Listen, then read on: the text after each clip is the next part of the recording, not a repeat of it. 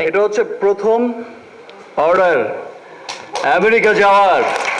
একটু কথা ইন্টারাপ্ট করতে চাই। আমি আরো কিছুক্ষণ অনুরোধ করব আপনাকে মঞ্চে থাকার জন্য এবং আমন্ত্রণ জানাচ্ছি Rakibul Islam Rakib, executive director international business division.